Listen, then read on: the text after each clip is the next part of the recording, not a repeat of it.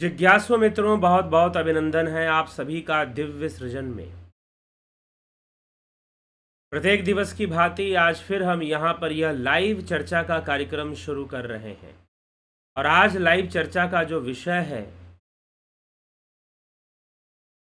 आत्मा और सूक्ष्म शरीर के बीच में संबंध क्या है।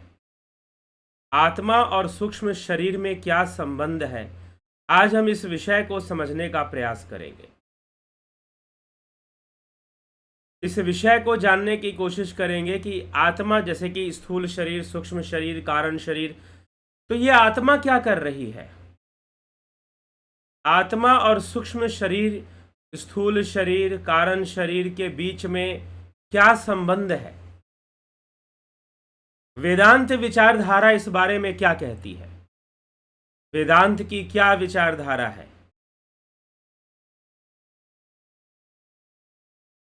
तो हम इस विषय को जानने और समझने का हम प्रयास आज करेंगे। तो कल हमने सुना कि मृत्यु के बाद मन की क्या अवस्था होती है, तो वह भी जो विचार विमर्श हुआ वह भी वेदांत के आधार पर ही हुआ था, शास्त्र आधार पर ही चर्चा हुई थी, शास्त्र के अनुसार ही चर्चा की गई थी। हाँ, अनुभव भी एक विषय है। शास्त्र भी जिन ऋषियों ने लिखे वो अनुभव से ही लिखे हैं। ऐसा नहीं कुछ भी मन में आया, ख्याल में आया और लिख दिए, नहीं। उन्होंने स्वयं साधना करके, तपस्या करके, अंतर्मुखी होकर, जिनके हृदय में वेद प्रकट हुए। अब हृदय में वेदों का प्रकट होना क्या है, हृदय में वेदों का प्रकट होने का मतलब क्या समझते हैं आप।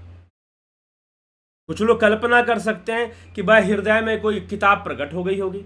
वेद कभी कोई किताब के रूप में थे ही नहीं। हृदय में वेद प्रकट हुए। वेद का अर्थ है ज्ञान। विद धातु से, संस्कृत भाषा के विद धातु से बना है। विद का अर्थ है जानना, समझना। तो उन्हें प्रकृति का रहस्य समझ में आया, मूल तत्व समझ में आया कि ब्रह्म क्या है, वो परम तत्व क्या है, वह पुरुष क्या है और प्रकृति क्या है। उन्हें समझ में आया और उन्होंने अपने मंत्रों में उसे लिखा। मंत्रों में अपनी वाणी से, सर्वप्रथम श्रुति के रूप में अपनी वाणी से प्रकट किया और सुनने वालों ने उसे सुना। फिर उसे लिपिबद्ध किया गया बाद में चलकर संस्कृत भाषा में। जब दुनिया में कहीं कुछ नहीं लिखा गया था तब लिखा गया, तब वेद लिखे गए। तो इसीलिए सर्वप्रथम हमें यह बात समझनी होगी कि वेदों का प्रकट होना, ऋषियों के हृदय में वेद प्रकट हुए, तो कोई वेद कोई किताब के रूप में प्रकट नहीं हुई, कोई किताब हृदय में खुल गई होगी, नहीं जी। जो डीप एक्सपीरियंस उनको ध्यान में, ध्यान की अवस्था में, ध्यान योग से जो अनुभूतियां उनको प्राप्त हुई, उस आधार पर उन्होंने अपनी बातें कही। तो आज की जो चर्चा है वह भी हम ऋषि मुनियों के जो प्रमाण मिलते हैं, और यह अनुभव का विषय है। अब यहां पर एक प्रश्न किया गया है कि आत्मा और सूक्ष्म शरीर में संबंध क्या है। अच्छा, एक बात बताइए कि पानी और बर्फ में क्या संबंध है। पानी और बर्फ में क्या संबंध है। अगर आपको पानी फेंक के आपके मारा जाए, आपको चोट लगेगी? चोट नहीं लगेगी। आपको चोट लगेगी? चोट नहीं लगेगी। लेकिन अगर बर्फ फेंक कर मारा जाए आपके सिर पे, तो आपका सिर फट सकता है। अगर नुकीला बर्फ हुआ तो चुभ भी सकता है, रक्त भी निकल सकता है, खून भी निकल सकता है। अगर बर्फ का एक टुकड़ा ले और आपको फेंक के मारे, लेकिन एक बात बताओ, बर्फ का तत्व क्या अलग है, पानी का तत्व क्या अलग है। और वाष्प, बहुत सारे लोग फेस स्टीम लेते हैं, सर्दी खांसी बुखार हो जाए तो फेस स्टीम लेते हैं। वो जो स्टीम है वो क्या है, उसका तत्व क्या है। अरे तीनों का तत्व तो जल ही है। बर्फ हो, चाहे नदी का बहता हुआ पानी हो, चाहे आप जो पानी पीते हो लिक्विड फॉर्म में पीते हो आप, नदी का बहता हुआ पानी हो, चाहे लिक्विड फॉर्म में पानी हो आपका, या फिर वाष्प हो, है तो जल तत्व ही, जल तत्व ही कहा जाएगा ना। तो इस प्रकार से जल तत्व जो है वो एक ही है, उसके रूप अनेक हो रहे हैं, वो अनेक विकृतियों को प्राप्त हो रहा है, अनेक उपाधियों को धारण कर रहा है। तो यह आत्मा तत्व और सूक्ष्म तत्व में, सूक्ष्म शरीर में संबंध क्या है? अब यह बात जो है आपको समझनी, ये बात हम समझे कैसे? शास्त्र में कुछ बात इस विषय में बताई गई है, वो मैं बताऊंगा। क्योंकि जहां पर आदि गुरु शंकराचार्य ने सूक्ष्म शरीर, कारण शरीर, स्थूल शरीर और पंचमय कोश की चर्चा की है विवेक चूड़ामणि में, और तैत्तरीय उपनिषद में भी पंचमय कोश की चर्चा आती है, क्योंकि विवेक चूड़ामणि की जो व्याख्या है वह उपनिषदों से ली गई है,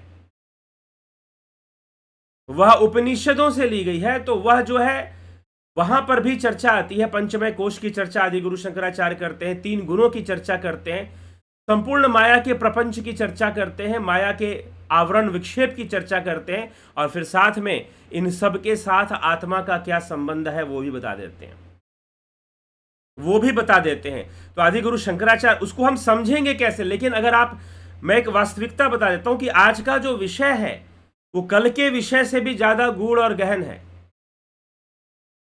आप समझना चाहते हैं कि भाई आत्मा और सूक्ष्म शरीर में संबंध क्या है, और आत्मा और स्थूल शरीर में संबंध क्या है, आत्मा और सुषुप्ति शरीर में संबंध क्या है, कारण शरीर में। क्योंकि जब इनकी बातें होती हैं तो इस ढंग से, क्योंकि यही होता है, देखिए, इसीलिए अध्यात्म को समझने के लिए, आध्यात्मिक बातों को समझने के लिए मात्र शास्त्र अध्ययन से नहीं होने वाला है, ध्यान योग की गहराई में भी उतरना पड़ेगा, ध्यान योग का भी नियमित अभ्यास करना पड़ेगा, तो बातें सही से समझ में आएंगी।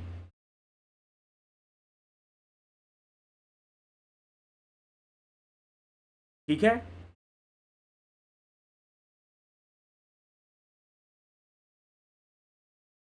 तो सर्वप्रथम आत्मा की कोई उपाधि नहीं होती। आदि गुरु शंकराचार्य ने आत्मा तत्व की जब उन्होंने चर्चा की है तो उन्होंने कहा है कि आत्मा की कोई उपाधि नहीं होती है। तो आत्मा की उपाधि से असंगता बताई है। यो अयम विज्ञानमय प्राणेषु हृदय स्फुरत स्वम जयोति कुटस्थ सन्नात्मा कर्ता भोक्ता भवत्य उपाधिस्तथा उपाधिस्थ। यह जो स्वयं प्रकाश विज्ञान स्वरूप हृदय के भीतर प्राण आदि में स्फुरित हो रहा है वह कुटस्थ निर्विकार है, आत्मा होने पर भी उपाधिवश कर्ता भोक्ता हो जाता है, उपाधिवश कर्ता भोक्ता हो जाता है।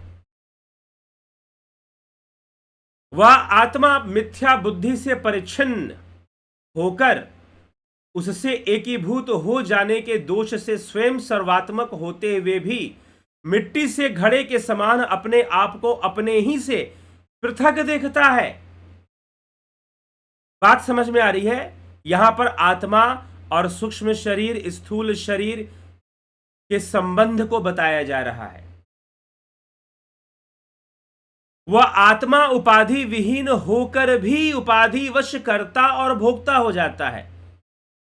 वह आत्मा मिथ्या बुद्धि से परिच्छिन्न होकर उससे एकीभूत हो जाने के दोष से स्वयं सर्वात्मक होकर भी मिट्टी से घड़े के समान अपने आप को अपने ही से पृथक देखता है। क्या बात समझ में आ रही है?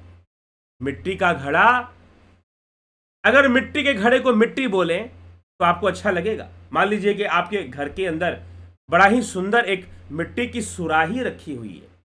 सुराही थोड़ी सुंदर बनाई जाती है, ऐसे लंबी सी गर्दन होती है उसकी। कुछ जो शौकीन लोग हैं वो अपने घरों में मिट्टी के बर्तन, सुराही, आजकल फिर से कुछ लोग, मैं देखता हूं अमेजन पर भी मिट्टी के बर्तन मिल रहे हैं। बहुत सारे लोग मिट्टी के बर्तन में खाना इसलिए पसंद कर रहे हैं ताकि मिनरल्स की कमी, क्योंकि मिट्टी के अंदर नेचुरल मिनरल्स अवेलेबल होते हैं। हम जो मेडिसिन के रूप में मिनरल्स या विटामिन लेते हैं वो नेचुरली सॉइल के अंदर, मिट्टी के अंदर अवेलेबल होते हैं। तो पहले लोग मिट्टी के बर्तन में खाया करते थे, उनके अंदर मिनरल्स की कमी नहीं होती थी, उनकी उम्र 60 वर्ष हो जाती थी, वो 5-5 किलोमीटर पैदल चलते थे बड़े आराम से, 70 वर्ष की उम्र में भी। तो आजकल लोग मिट्टी के बर्तन का प्रयोग कर रहे हैं, लेकिन आपके घर में एक सुंदर सी सुराही रखी है मिट्टी की, या मान लीजिए मिट्टी का कोई बहुत सुंदर मूर्ति बनी है, रखी हुई है भगवान की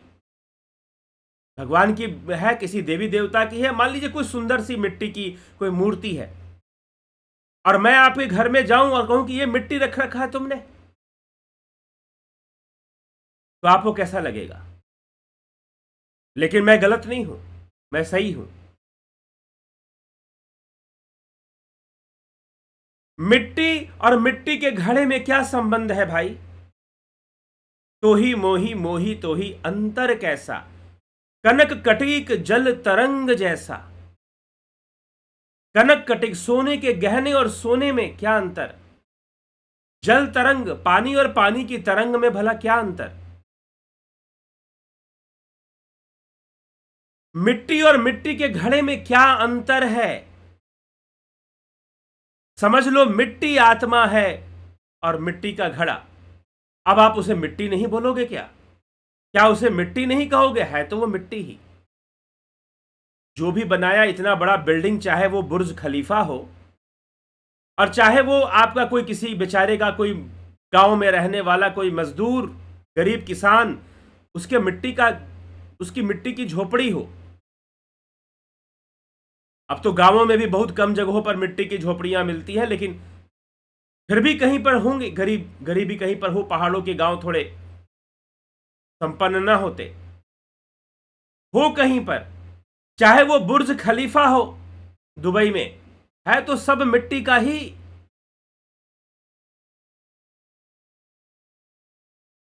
सब मिट्टी से ही तो निकल रहा है, कहां से आ रहा है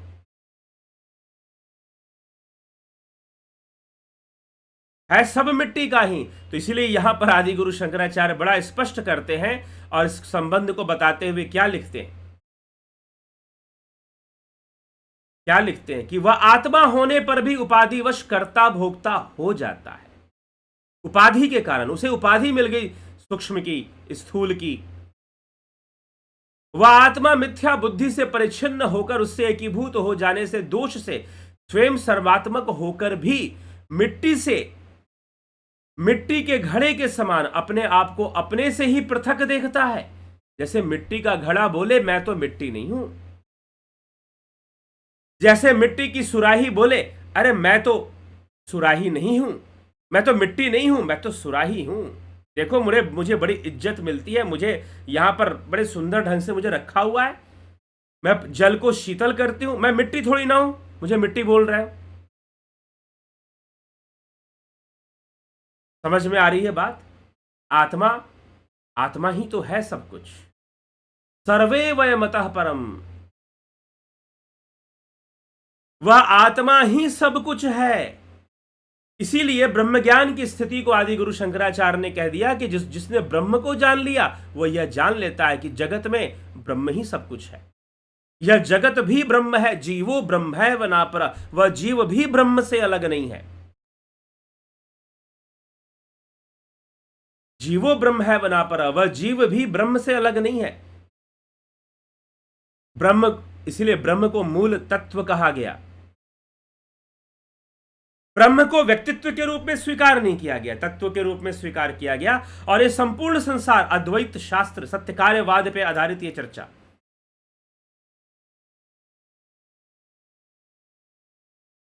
तो अद्वैत शास्त्र क्या कहता है, अद्वैत वेदांत इस विषय में क्या कहता है? यही कहता है कि जैसे मिट्टी से घड़ा बना देते हो, बहुत कुछ बना देते हो, रख लेते हो घर में सजाकर, फिर कहते हो वो मिट्टी नहीं है। टूट जाए तो बोलोगे मेरा घड़ा टूट गया, मेरी सुराही टूट गई। मिट्टी की मूर्ति होगी, मेरी मूर्ति टूट गई। लेकिन मिट्टी तो अपनी जगह पर मिट्टी ही है, उसका कभी कोई नुकसान नहीं होने वाला। इसीलिए यहां पर आदि गुरु शंकराचार्य ने विवेक चूड़ामणि में ऐसी तुलना की है कि जैसे मिट्टी का घड़ा अपने आप को मिट्टी से अलग समझ ले, यह जो अज्ञानता है इसी को दूर करना है। ये सब कुछ सूक्ष्म शरीर, कारण शरीर, स्थूल शरीर, सब उस आत्मा का ही विवर्त है। वो आत्मा ही सूक्ष्म शरीर हो रहा है, वो आत्मा ही स्थूल हो रहा है, वो आत्मा ही कारण हो रहा है। अरे भाई वह मूल तत्व है, लेकिन तुम शुद्ध अवस्था में तुम भूल गए। मिट्टी का घड़ा ये बोले कि मैं मिट्टी ही नहीं हूं, मैं तो घड़ा हूं, क्योंकि उसे अपने मिट्टी होने का भान समाप्त हो गया, उसे अलग स्थान दे दिया गया, सजाकर रख दिया गया, उसे लग रहा है कि आई एम द स्पेशल, मैं विशेष हूं, मैं स्पेशल हूं।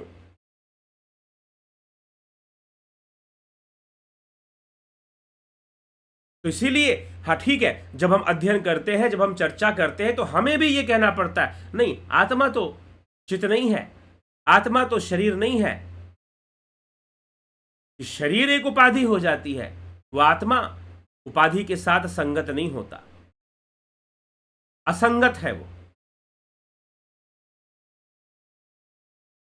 क्यों असंगत है? अब हम कहें कि मिट्टी का घड़ा, घड़ा मिट्टी है, घड़ा मिट्टी है भी, लेकिन घड़े का अपना अहंकार कि मैं तो घड़ा हूं, उसे अपनी उपाधि का अहंकार हो गया है, मैं मिट्टी नहीं हूं। वो अपने आप को नहीं जानता कि वो है क्या। और जिस दिन वो अपने आप को जान जाएगा, वो सोचेगा मैं सिर्फ घड़ा ही नहीं हूं, मिट्टी से तो बहुत सारी चीजें बनती है, मैं तो कुछ भी बन सकता हूं, मैं तो एक बिल्डिंग भी बन सकता हूं, मैं तो एक मकान भी बन सकता हूं, मैं तो बर्तन भी बन सकता हूं, मैं ही तो हूं जो सब बन रहा हूं, और मैं ही, मुझसे ही सब कुछ हो रहा है।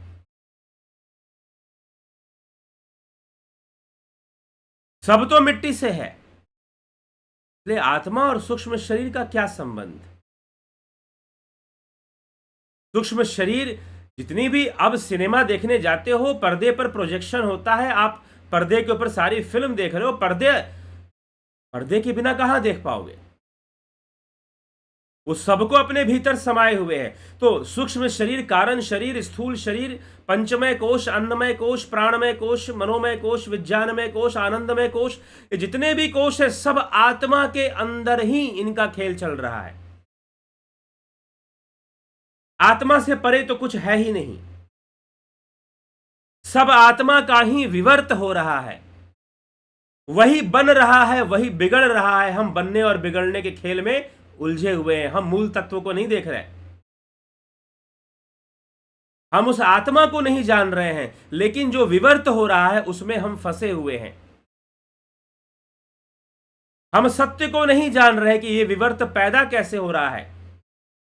एक पाश्चात्य दार्शनिक ने एक कहानी सुनाई, एक एलेगोरिकल, एलेगोरीज क्या होती हैं? रहस्यमय कहानी। उसने कहा कि एक बार कुछ कैदियों को गुफा में बंद कर दिया गया, कैद कर दिया गया, उनके हाथ बांध दिए गए, पैर बांध दिए गए, और उनको कहा कि दीवार पर देखते रहो बस। और दीवार पर अनेकों आकृतियां बनती थी, दीवार पर रोशनी आती थी और अनेकों आकृतियां बनती थी, और वो रोशनी के कारण परछाई आती थी और आकृतियां बनती थी। कभी किसी सुंदर स्त्री की आकृति आ जाती, वो बड़े प्रसन्न हो जाते कि वाह कितनी सुंदर स्त्री। कभी किसी पुरुष की आ जाती, कभी जंगली जानवर, कभी भयानक शैतान की आकृति आ जाती, वो डर के भयभीत हो जाते, उनकी भावनाएं बदल जाती।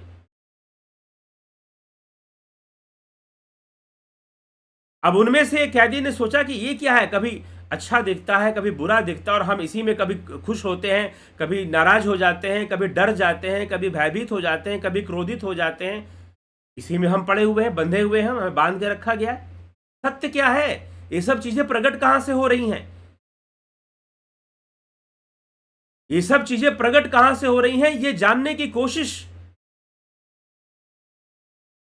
एक व्यक्ति करता है, अपने बंधनों को तोड़ता है और देखता है, अरे ये तो पीछे से सूर्य की रोशनी आ रही है और उससे ही आकृतियां बन रही हैं, ये झूठी हैं, ये सच्ची नहीं है, और हम बेकार में इनमें फंसे हुए हैं। उसे समझ में आ जाता है कि भाई मैंने सत्य को जान लिया।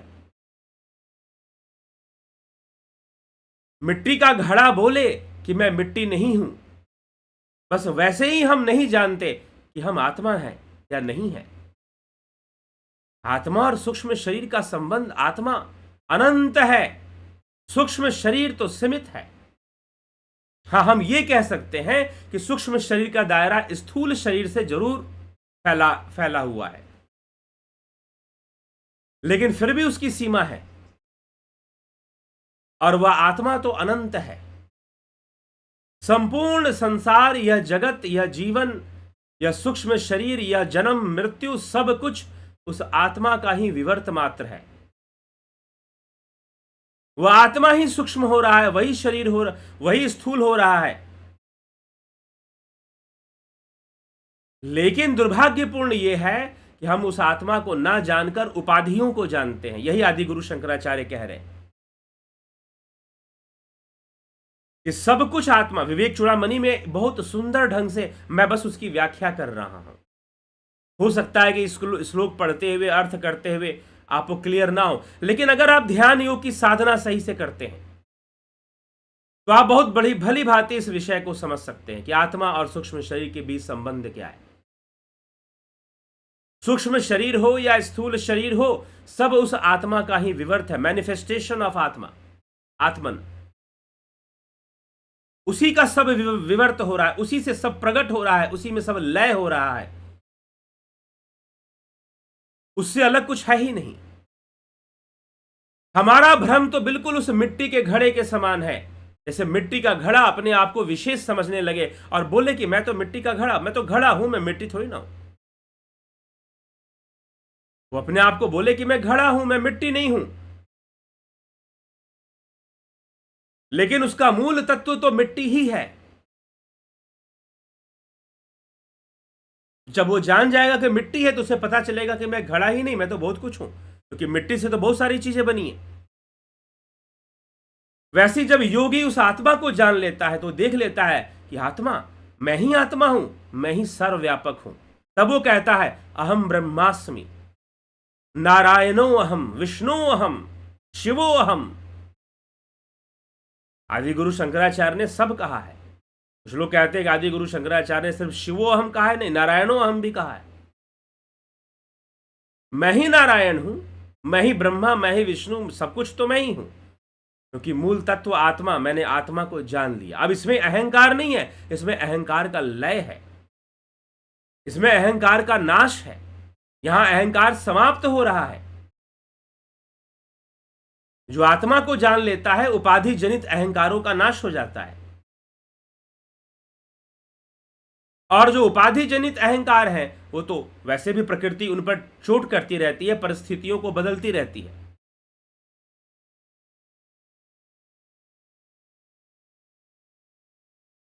पीछे ऐसे ही किसी डॉक्टर के बारे में पता चला कि कोई डॉक्टर है, उन्होंने वो आईएएस बन गए, फिर आईएएस बनने के बाद आईएएस को भी छोड़ दिया, एग्जाम आईएएस का दिया, आईएएस बन गए, जॉब किया, डिस्ट्रिक्ट मजिस्ट्रेट और सेक्रेटरी के पोस्ट पर है, फिर उसको भी छोड़ दिया।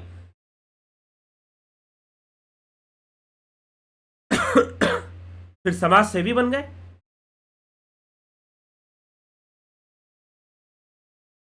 उपाधियों का परिवर्तन तो संसार में होता ही रहता है। लोग नौकरियां करते हैं, फिर रिटायर हो जाते हैं, तो उनकी अलग मानसिक अवस्था बननी शुरू हो जाती है। इसलिए संपूर्ण संसार उपाधि युक्त है। आत्मा ही सब कुछ है। आत्मा और सूक्ष्म शरीर के बीच संबंध क्या? सूक्ष्म शरीर का कोई स्वतंत्र अस्तित्व आत्मा के बिना तो है ही नहीं। आत्मा तो मूल तत्व है। आत्मा तो मूल तत्व है। ठीक, वह जो आत्मा है सदा एक रूप ही है, तथापि उपाधि के संबंध से उसके गुणों से युक्त सा होकर उसके धर्मों के साथ प्रकाशित होने लग जाता है। उपाधि से संयुक्त होता है। अनेकों उपाधि मतलब अनेकों ही वो रूप धारण करता है, और संयुक्त होने के कारण हम जो है उसके गुणों से युक्त जो वो हो जाता है और धर्मों से युक्त हो जाता है, उसके साथ प्रकाशित होने लगता है।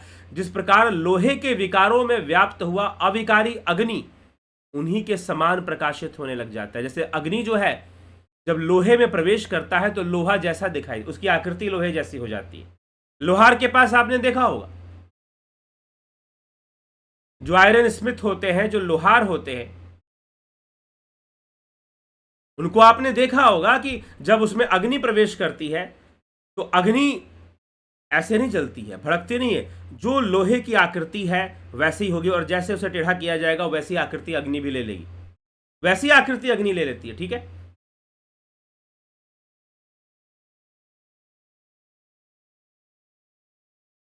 तो हमें यह विचार कर, इसलिए आत्मा मूल तत्व है जी। आत्मा और सूक्ष्म शरीर के बीच में संबंध क्या ढूंढेंगे, कोई कनेक्टिंग लिंक हो या कुछ हो, नहीं। आत्मा मूल तत्व है। हमें सबको शांत कर कर, हमें सभी संस्कारों विचारों को जब हम शांत कर देंगे तो स्थूल भी शांत होगा, सूक्ष्म भी शांत होगा, शुद्ध आत्मा का साक्षात्कार होगा। तुर्यातीत, तुर्या और फिर उससे भी आगे तुर्यातीत है। तुर्या तो साक्षी भाव है, लेकिन साक्षी भाव भी बंधन है। दृष्टा भाव में बने रहना भी बंधन है। बोलो कि मैं दृष्टा भी नहीं, मैं तो आदि विवेक चूड़ामणि और ये पतंजलि योग सूत्र में इसी को विवेक ख्याति कहा है महर्षि पतंजलि ने, कि दृष्टा भाव खत्म करो। हाँ, पहले हमें दृष्टा भाव को विकसित करना होता है ताकि हम संसार के सब चीजों से अपना अलगाव महसूस कर सके। अपने मन के प्रति भी दृष्टा भाव लाएं, अपने विचारों के प्रति भी दृष्टा भाव लाएं, और हम अपने आप को उससे अलग कर सके। हम ये नहीं है, हम मन नहीं है, हम बुद्धि नहीं है, हम चित्त नहीं है, हम तो शुद्ध आत्मा है। पहले हम वो अलगाव लाने की कोशिश करते, उपाधियों से अलग। फिर जब सब शून्य होता है चित्तवृत्ति निरोध से, तो हम मूल तत्व को जान जाते हैं, परम तत्व को हम जान जाते हैं।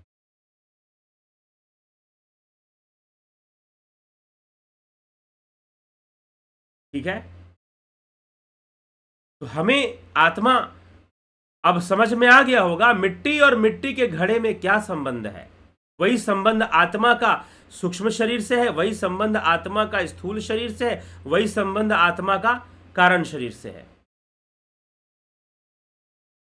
अब यहां पर मैं जो भी कह रहा हूं वास्तव में आत्मा की अभिव्यक्ति है। भले ही एक उपाधि है कि भाई इस आदमी का शरीर है, इसका कुछ नाम है, इसको कोई आईडी दी गई है, प्रकृति भी आईडी देकर भेजती है, और ये सरकारी तंत्र भी आईडी देता है आपको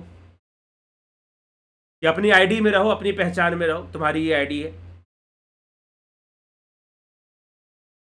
उपाधि आपको दे देता है, परिवार से उपाधियां मिल जाती हैं, रिश्ते नातों की उपाधियां मिल जाती हैं। कोई बाप बन जाता है, कोई माँ बन जाता है, कोई बेटा बेटी, कोई भाई बहन, कोई पति पत्नी, कोई कुछ कुछ बन जाते हैं लोग। तो इस प्रकार से यह सब संसार में चलता है। लेकिन जो कुछ भी है तो आत्मा ही मूल तत्व है। उस परम चैतन्य आत्मा के बिना कुछ भी संभव नहीं है। ना सूक्ष्म शरीर में कुछ संभव है, ना स्थूल शरीर में कुछ संभव है, ना ही कारण शरीर में कुछ संभव है। वही परम चैतन्य आत्मा ही सभी चीजों को अनेकों रूप धारण करके किए जा रहा है। इसलिए सर्वकर्ता भी है वो, और पूर्णतः अकर्ता है। सर्वकर्ता होकर भी वह पूर्ण अकर्ता है। दोनों बात एक तरह से कैसे संभव है? जी हां, यही तो भगवान कृष्ण ने अर्जुन को गीता में समझाया है। भगवान कृष्ण ने कहा कि जो समझता है कि मैं कर रहा हूं, मैं किसी को सुख दे रहा हूं, मैं किसी को दुख दे रहा हूं, तो वो मूर्ख है। और जो समझता है कि प्रकृति के कारण लोगों को सुख दुख प्राप्त हो रहा है, प्रकृति के कारण घटनाएं, वो सही समझ रहा है। क्यों? क्योंकि मैं तो सर्वव्यापी होकर, सब में होकर बस प्रेरित मात्र ही करता हूं।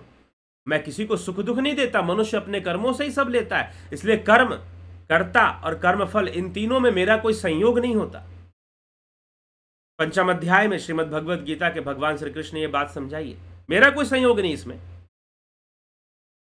प्रकृति का खेल लगा हुआ है, हो रहा है, बस मेरी अध्यक्षता में सब हो रहा है। लेकिन किसी को सुख मिले दुख मिले, उसके लिए मैं जिम्मेदार नहीं हूं। मेरी कोई जिम्मेदारी नहीं उसमें कि किसे सुख मिल रहा है, किसे दुख मिल रहा है। इस बात को, इस तथ्य को भगवान कृष्ण ने बहुत अच्छे से स्पष्ट किया है श्रीमद् भगवद गीता में। इसीलिए विचारणीय है। आत्मा का आधार लेकर ही संपूर्ण सृष्टि है, उससे कुछ भिन्न भी नहीं है। लेकिन उपाधि वश, भ्रम वश सब कुछ भिन्न दिखाई दे रहा है, सब कुछ अलग दिखाई दे रहा है। तो ही मोही मोही तो ही अंतर कैसा, कनक कटीक जल तरंग जैसा। कोई अंतर नहीं, कोई भेद नहीं। उस आत्मा में और सूक्ष्म में भी कोई सूक्ष्म शरीर आत्मा पर ही आधारित है, निर्भर है। तो मुझे लगता है अब इस बात को और गहराई से हम समझना चाहते हैं तो मैं कहूंगा ध्यान योग का कोर्स कर लीजिए। 20 तारीख कल से ध्यान योग का कोर्स शुरू हो गया है। आप इसे ज्वाइन करना चाहते हैं अभी भी ज्वाइन कर सकते हैं। अभी 23 तारीख 23 अप्रैल 23 तारीख तक हम मौका दे रहे हैं कि आप इसे ज्वाइन कर लीजिए, करना चाहते हैं तो आप जान पाएंगे आत्मा और सूक्ष्म शरीर के बीच में वास्तविक संबंध क्या है। ठीक, चलिए, तो इसी प्रकार से प्राकृतिक चिकित्सा का कोर्स भी शुरू होने वाला है और अभी ये नहीं शुरू किया गया है। 20 तारीख को इसकी भी डेट थी, लेकिन व्यस्तता के कारण ये अभी शुरू नहीं हुआ है।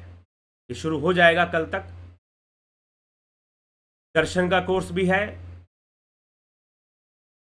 जो प्रारंभ होगा। योगा टीचर ट्रेनिंग कोर्स, यह तो अभी बाद में आएगा 29 मई से। विशेष जानकारी इसकी चाहिए, संपर्क कर सकते।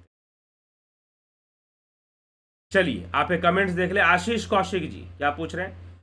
प्रणाम आचार्य जी, जो लोग घोर दुख में स्वयं को समाप्त कर लेते हैं, उनके मन और उनकी स्वयं की क्या गति होती है और अगला जन्म होता है? देखिए, अज्ञानता में जब व्यक्ति, अज्ञानता में ही कोई ऐसी वर्क करेगा, जिसको आत्मज्ञान है वो ऐसा काम तो करेगा नहीं, वो तो समाधि में लीन होगा। चलिए, घोर दुख में स्वयं को समाप्त कर लेते हैं, मैं उनके मन और उनकी स्वयं की क्या गति होती है और अगला जन्म होता है तो क्या गति होती है, कृपया क्लियर करें। जो लोग ऐसा कर्म करते हैं, अपने आप को समाप्त कर लेते हैं, मतलब यहां पर अब बात, अभी जो हम बात कर रहे थे पारमार्थिक थी, पारमार्थिक चर्चा हो रही थी, सूक्ष्म शरीर और आत्मा में संबंध क्या है। अब ये चर्चा व्यवहारिक है। आध्यात्मिक ये भी है, लेकिन व्यवहारिकता में हम आ रहे हैं, हम माया में आ रहे हैं। तो प्रश्न क्या उठता है कि जो लोग घोर दुख में स्वयं को समाप्त कर लेते हैं, उनके मन और उनकी क्या, उनके स्वयं की, उनके मन की, स्वयं में तो वो आत्मा ही है, आत्मा की कोई गति नहीं होगी, क्योंकि आत्मा स्थित तत्व है, आत्मा सर्वव्यापी स्थित तत्व है। जो लोग घोर दुख में अपने आप को समाप्त कर लिए, क्यों? दुख से उबरने के लिए समाप्त किए, लेकिन उनका दुख दूर नहीं होने वाला। उन्होंने सोचा कि मैं आत्महत्या कर लूंगा या सुसाइड जैसी चीजों को मैं कर लूंगा, तो फिर क्या होगा कि मुझे क्या हो जाएगा। ऐसी अपने आप को अगर समाप्त करता हूं मैं, तो अपने आप को अपने शरीर को ही तो समाप्त करेंगे ना, और किसको समाप्त करेंगे? तो अपने आप को समाप्त कर लेने से शायद मेरी समस्याओं का समाधान हो जाएगा, शायद मैं जिस दुख से गुजर रहा हूं वो दुख दूर हो जाएगा, ऐसा उन्हें लगता है कि जिस दुख से मैं गुजर रहा हूं वो दुख दूर हो जाएगा। लेकिन ऐसा कुछ होता नहीं है, दुख उल्टा बढ़ जाएगा। फिर से वो अत्यंत दुखी हो जाते हैं, और जिस चीज को छोड़ा, जिससे बहुत घोर आसक्ति थी, उसके प्रति अभी और भी दुख कार्य करता रहेगा, दुख होता रहेगा, दुख आता रहेगा। तो सबसे पहली बात यह है कि उनका दुख तो समाप्त होने वाला नहीं है, अगर उन्होंने अपने आप को समाप्त कर लिया तो।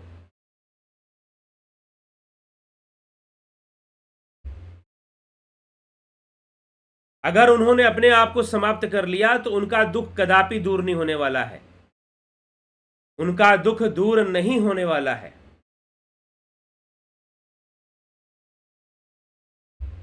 क्यों?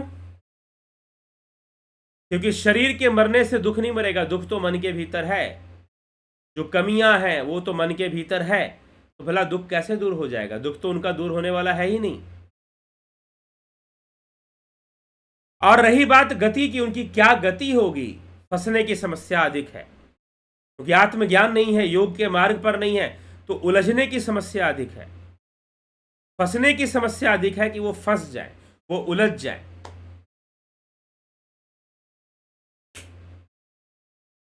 ठीक है? और जब वो उलझ जाएंगे, फंस जाएंगे, तो फिर क्या करेंगे? अटकेंगे, भटकेंगे, क्योंकि आत्मा, ये ज्ञान तो हुआ नहीं अभी तक कि मैं आत्मा हूं। भटकाव होगा, खुद भी परेशान रहेंगे, हो सकता है दूसरों को भी परेशान करे फिर, तो इस तरह की गति होने की संभावना बढ़ जाएगी।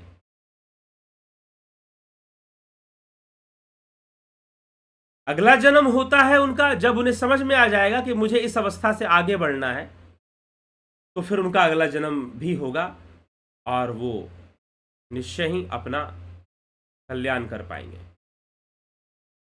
चलिए, तो बाकी लोग के भी कमेंट्स देख लेते हैं। आशीष कौशिक जी, आभार इस सहयोग के लिए। आपने 200 रुपये का एक सहयोग किया है, अपना प्रश्न भी साथ में पूछा है प्रश्न के लिए, तो ठीक है, आपके प्रश्न का उत्तर दिया गया।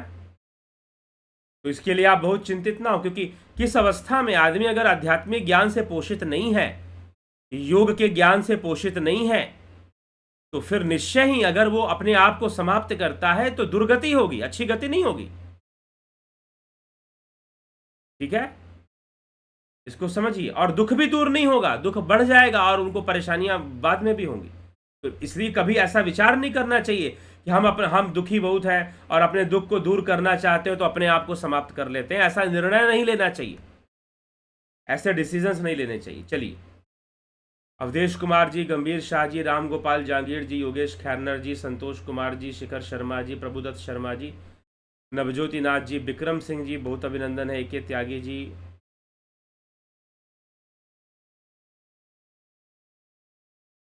ओम सतरूपलाल विश्वकर्मा जी, नरेंद्र माकुड़ी, ज्ञानेंद्र भाटी,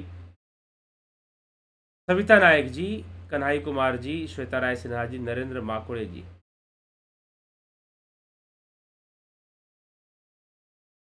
विष्णुचंद्र मौर्य जी, आशा रानी जी, बहुत अभिनंदन है। रतन सिंह जी, अरविंद कुमार जी,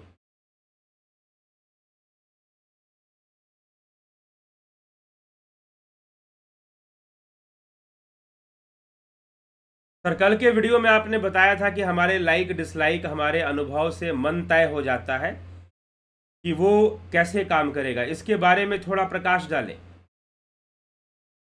के बारे में यही है कि आप जो ग्रहण करते हैं इंद्रियों से अनुभव, अब जैसे कि मान लीजिए, मैं कई बार उदाहरण दे चुका हूं, इस विषय पर पतंजलि योग सूत्र में भी चर्चा हो चुकी है। आप कहीं पार्टी में गए, भोजन किया, आपको भोजन बड़ा स्वादिष्ट लगा, दूसरे आपके साथी मित्र ने कहा कि नहीं भाई भोजन बड़ा तीखा है, मसालेदार है। क्यों उसे मसालेदार लग रहा है? क्योंकि शादियों में खाना तो ऐसा बनता भी थोड़ा मसालेदार, क्योंकि उसे घर में नहीं खाते, उसके संस्कार नहीं है। तो अब यहां पर उसने भोजन ग्रहण किया, इंद्रियों के माध्यम से स्वाद लिया, स्वाद जो है वो मस्तिष्क में गया, चित्त में गया, चित्त में संस्कार पड़े हुए हैं कि भाई नमक, तेज मसाला, मिर्च मसाला नहीं खाना है। उसके साथ जब उसके टकराव हुआ, वो हावी हो गया, पहले वाला संस्कार जब हावी हुआ तो आपका डिसाइड कर दिया नहीं भोजन स्वादिष्ट नहीं है, ये मन ने बता दिया भोजन स्वादिष्ट नहीं है। लेकिन आपको बड़ा स्वादिष्ट लग रहा है क्योंकि आपके घर में तेल मसाला, मिर्च मसाला खाया जाता है, आपको हैबिट है। जब आपने भोजन किया, वो ब्रेन में गया, मस्तिष्क में गया, चित्त में गया, चित्त से प्रतिबिंबित हुआ, चित्त ने कहा कि भाई ये तो स्वादिष्ट है, मजा आ रहा है, क्योंकि तुम पहले भी ऐसा स्वाद ले चुके हो। तो आपके मन ने कह दिया कि बड़ा स्वादिष्ट है, तो मन ने कहा स्वादिष्ट नहीं है, मन ने कहा कि स्वादिष्ट है, मन ने कहा कि नहीं खाने का मन नहीं कर रहा, मन कर रहा है कि खूब खा ले। तो इंद्रियों का अनुभव, संस्कार सब मिलके यहां पे काम कर रहे हैं कि नहीं कर रहे? बताइए। मन बोले कि ये करूंगा और ये नहीं करूंगा, मन बोले कि झूला झूलूंगा, मन बोले कि समंदर के किनारे घूमने जाऊंगा, मन बोले कि पहाड़ों में जाऊंगा, मन बोले कि आज शाही पनीर खाऊंगा, मन बोले कि आइसक्रीम खाऊंगा, मन बोले कि पिज्जा बर्गर खाऊंगा। ये सब कहां से आ रहा है? मन में सीधा नहीं आ जा रहा है, बल्कि बुद्धि, चित्त, इंद्रियां सब काम कर रही हैं, अनुभव हम ले रहे हैं और उसके माध्यम से, या सुनी सुनाई बातें हम ले रहे हैं और उनके माध्यम से यह मन निश्चित हो रहा है, मन इवॉल्व हो रहा है, यहां पर डिसाइड हो रहा है मन कि ऐसा है, तो मन ये कर रहा है, मन वो कर रहा है, हम कहेंगे। लेकिन इसके पीछे जो तंत्र लगा हुआ है वह मन बुद्धि भी है, चित्त भी है उसमें। ठीक है, चलिए, थोड़ा प्रकाश डालने के लिए आपने कहा, डाला। खिम सुनार जी, जलाराम रायका जी, अमन कक्कर जी, गोवर्धन भाई पोलरा जी, विनोद केसु जी। सर आपने ये भी बताया था जैसा चित्त होगा, अंतःकरण होगा, वैसा ही मन हो जाएगा, और इसके बारे में थोड़ा समझा दिए इस विषय को। रामविलास जी, योगेंद्र पंडित जी, राजू पाल जी, अनुज सिंह जी, अनिल कुमार साहू, सभी अपना आत्मा को जान लेंगे तो संसार कैसे चलेगा? संसार तो क्योंकि संसार बना ही आत्मा से, सभी अपनी आत्मा को जान ले, संसार फिर भी चलता रहेगा, प्रकृति का काम कोई रोक नहीं सकता। अनिल कुमार साहू जी, आप बताइए कि संसार आपने बनाया था क्या? जिसने बनाया, जैसे बना वो चलाना जानता है, वो चला रहा है। प्रकृति का खेल कभी रुकता नहीं है। और दूसरी बात कि आत्मा तो तत्व है ना प्रकृति का, आत्मा के बिना ये प्रकृति भी तो नहीं है, तो हम मूल तत्व को क्यों ना जाने? आपने वो बात कर दी, जो लोग आत्म कहते कि आत्मा को जानो, परमात्मा को प्राप्त करो, संसार छोड़ दो। हम तो संसार छोड़ने के लिए कहते ही नहीं, और ना हम खुद छोड़ते। ठीक है, कहां छोड़ के जाओगे? जंगल में जाओगे, जंगल भी संसार में है। पहाड़ पे जाओगे, पहाड़ भी संसार में। संसार से बाहर है क्या? इन इंद्रियों गो गोचर जहां लगमन जाई, सो सब माया जानहु भाई। जहां जहां तुम्हारी कर्म इंद्रियां, ज्ञान इंद्रियां जा रही है, सब कुछ माया ही तो है भाई, सब कुछ संसार ही तो है। तो संसार से भागकर जाओगे कहां? संसार तो चलेगा ही चलेगा, क्रिया प्रतिक्रिया, प्रकृति का खेल। रजोगुण, तमोगुण, सतोगुण, भला उसे कौन रोक पाया? हाँ, योगी समाधि में स्थित होकर उसे अपने भीतर रोक लेंगे, वो एक अलग बात है, वो योग का मार्ग है। और योग का मार्ग भी कहता है कि पहले संसार अच्छा कर लो। और संसार योग से, क्योंकि जितना ज्ञान बढ़ेगा, जितनी एकाग्रता बढ़ेगी, आध्यात्मिक ज्ञान का लाभ सिर्फ ये नहीं है कि आपको मोक्ष मिल जाएगा, सत्य तो ये है। तो इसीलिए कहता हूं, जिनको जीवन जीना बढ़िया से नहीं आया, भला उन्हें मोक्ष कहां से मिलेगा? जिन्होंने जीवन का मर्म ना समझा, उन्हें मोक्ष कहां से मिलेगा?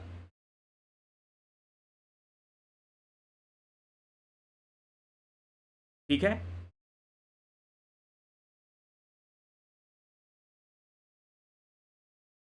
तो इसीलिए संसार और वो आत्मा कोई अलग अलग विषय नहीं है। यहां पर भी संसार आत्मा का संबंध क्या है, परमात्मा का संबंध क्या? वही संबंध है जो मिट्टी और मिट्टी के घड़े का संबंध है।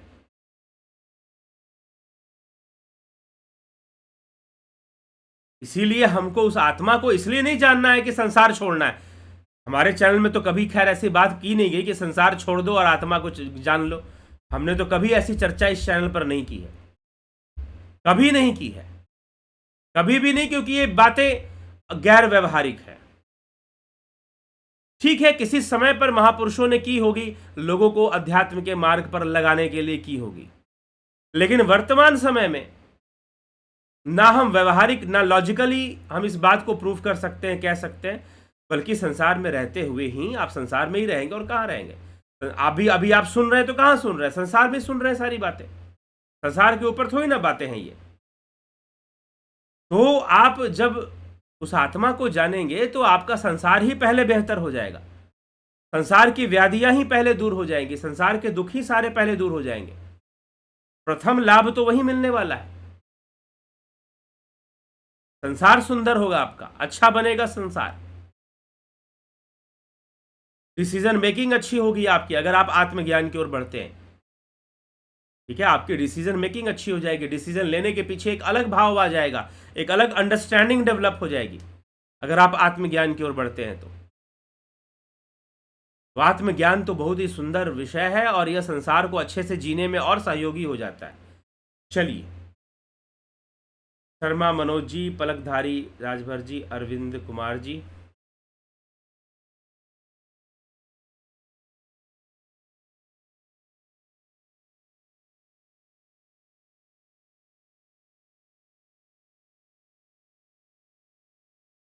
ठीक है, केवल किरण जी, लौकुश वर्मा जी, रावत माइक्रो, दीपक शर्मा, घनश्याम सरोदे, रवीश कुमार जी।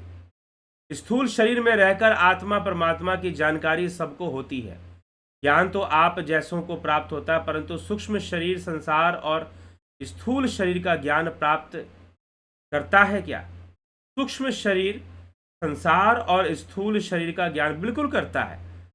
सूक्ष्म शरीर ही तो इंद्रियों के माध्यम से कर रहा है सब। सूक्ष्म, आप अगर जो भी ज्ञान है, जो भी इंद्रियां सूक्ष्म शरीर का अंग हैं, इंद्रियां सूक्ष्म शरीर का अंग हैं।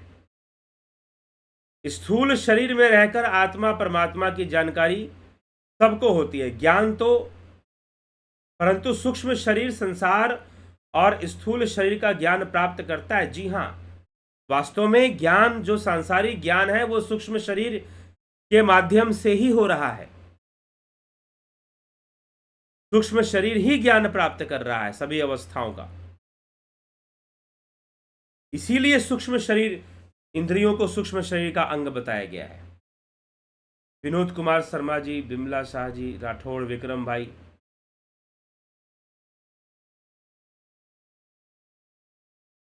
आत्मा की उपाधि ये शरीर लेकिन असंग है। आत्मा, क्या यह ठीक है? बिल्कुल बिल्कुल सही है। कुंदन त्रिवेदी जी, हरिओम। अरविंद कुमार जी, हम जहां जहां जैसे ऐसा कर्म करते हैं, डिसीजन लेते हैं, मन उसी अनुसार तैयार होता ही रहता है। ये क्या सही है? जी हाँ। आप जो भी संस्कार ले रहे हैं, आप जो भी अपने मन में विचारों को ग्रहण कर रहे हैं, आप फिल्म देख रहे हैं, किताब पढ़ रहे हैं, न्यूज़ सुन रहे हैं, बहुत सारी चीज़ें हो रही हैं, आपका मन तैयार हो रहा है, आप अपने मन को एक डायरेक्शन दे रहे हैं। बिल्कुल सही बात कही आपने। आप अपने मन को दिशा दे रहे हैं और फिर भविष्य में मन वैसा ही हो जाएगा, वैसा ही बन जाएगा।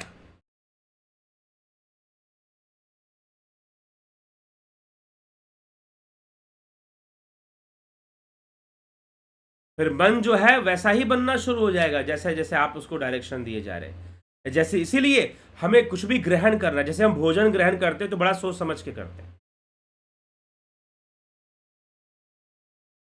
कपड़े के दुकान पे कपड़े खरीदने जाएंगे, बड़ा चुन चुन के हम कपड़े खरीदेंगे। उसी प्रकार से हमारे मन में क्या चलना चाहिए, हमें कैसे विचारों को ग्रहण करना चाहिए। तो हम अपने मन को डस्टबिन ना बनाएं। यानी कि टीवी देख रहे हैं, सिनेमा देख रहे हैं और कूड़ा करकट दिमाग में भरे जा रहे हैं। आप फिल्म देखिए, लेकिन कूड़ा इकट्ठा होने से अपने आप को रोकिए, या आपके मस्तिष्क में, आपके चित्त में कूड़ा ना इकट्ठा हो, इंफॉर्मेशंस का, unwanted informations, flood of informations. अभी दुबई में कितनी बाढ़ आ गई, कितनी गाड़ियां बह गई, डूब गई, खराब हो गई बेचारी, अरबों का नुकसान। आजकल मनुष्य अनवांटेड इंफॉर्मेशंस में लगा हुआ है, अनावश्यक इंफॉर्मेशंस को गैदर करने में पड़ा हुआ है। मत लीजिए, मत ग्रहण कीजिए, उतना ही ग्रहण कीजिए जितना आपको जरूरत है और जो सही है, जिससे कि मन का स्वास्थ्य ठीक रहे। उन्हीं विचारों का चिंतन बढ़ाइए जिससे कि मन का स्वास्थ्य ठीक रहे। तो कूड़ा करकट बहुत कुछ फैला हुआ है और हम सब अपने दिमाग में डाल लेते हैं, फिर मन भी वैसा ही हो जाएगा। फिर आपको मन में अवसाद हो गया, डिप्रेशन हो गया। तो इसीलिए मन को भी उसी ढंग से, हम, हमारे हाथ में है, हम मन को शत्रु बनाएंगे कि मित्र बनाएंगे। तो विवेक से हम विचार करें और समझे इस विषय को। चलिए, इसी के साथ मैं विचारों को विराम दूंगा, काफी समय हो चुका है। कल फिर मिलेंगे 9 PM लाइव चर्चा में। आप सभी जुड़े रहें, बने रहें, चैनल को सब्सक्राइब करें। आपको लगता है कि यह विचार सही हैं और लोगों को समझने चाहिए, उनके जीवन में सुधार आना चाहिए, तो आप जरूर वीडियोस को शेयर कर दिया कीजिए। आप जरूर वीडियोस को शेयर कर दीजिए।